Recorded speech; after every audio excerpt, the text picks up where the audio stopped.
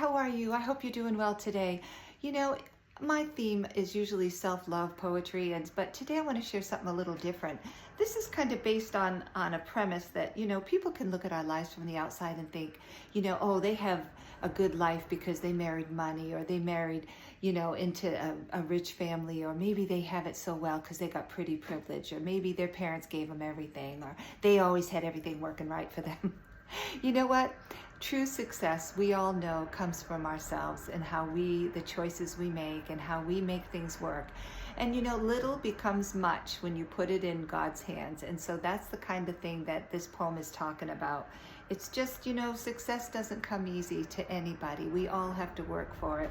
So I just want to encourage you, if you're one of those people that maybe you have a little bit of success or a lot of success, and people can look from the outside and think, oh, they just have that because, they married money, or they did this or they did that. And it's really because you made good choices and you worked your butt off.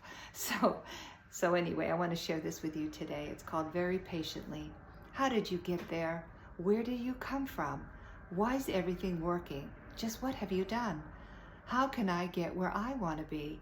Honestly, I'll tell you, it came very patiently. It was line upon line, and it was brick upon brick. Anything worth building never comes quick. The fast track mentality once in a while can stick, but I put in the work. There are no quick tricks. Divine connection. I listened, I learned. I made mistakes. I admitted my faults, that I wouldn't spurn. While others were chasing their fun, my fun was sitting at the feet of the Divine One. I was never perfect, but I fought all along. I was disciplined. I was teachable, determined, and I was strong. I was fighting pretenders all along, but my secret weapon was God had my back. So I was unlimited, undaunted, through every hidden attack. I was blinded by love, but still I kept myself on track. None of that was why I did all of this by myself. I asked for wisdom, I sought and I prayed. Yet there's no perfect path, but one thing I'll say, there are no shortcuts to greatness. That's what I've come to see.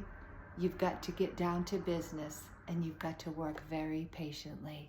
And that's the thing, since really in my teen years is when I really, got serious about my, my spirituality, my career, and my ministry. I was involved in a church, and I was served faithfully there with the music department, with the children, and created a theater program for the church.